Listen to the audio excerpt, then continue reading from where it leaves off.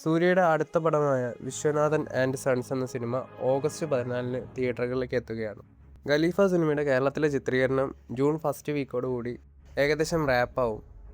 ഇനി സിനിമയുടെ അടുത്ത ലൊക്കേഷനുകൾ മിഡിൽ ഈസ്റ്റും നേപ്പാളൊക്കെയാണ്. ഈ വർഷം ഓഗസ്റ്റ് 20-ന് ഓണം റിലീസായിട്ട് ഖലീഫ സിനിമ തിയേറ്ററുകളിലേക്ക് എത്തും.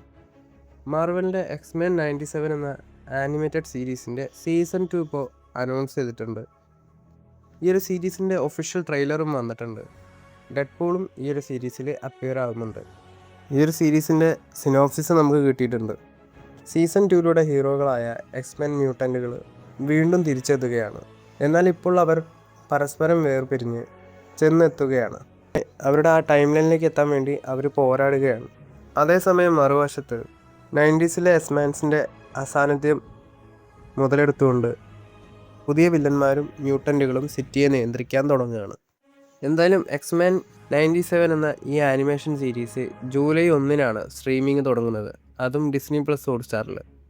സ്പൈഡർമാൻ ബ്രാൻഡ് ന്യൂയുടെ സിനിമയുടെ പുതിയ സ്റ്റില്ലുകൾ എംപയർ മാഗസിനിൽ റിലീസ് ചെയ്തിട്ടുണ്ട്. സിനിമയുടെ ട്രെയിലർ അണിയറയിൽ ഒരുങ്ങുന്നുണ്ട്. 2 മണിക്കൂർ 36 സെക്കൻഡുമാണ് ഈ ഒരു ട്രെയിലറിൻ്റെ ദൈർഘ്യം എന്നൊക്കെയാണ് പറയുന്നത്. ജൂലൈ 31-നാണ് സിനിമയുടെ റിലീസ്.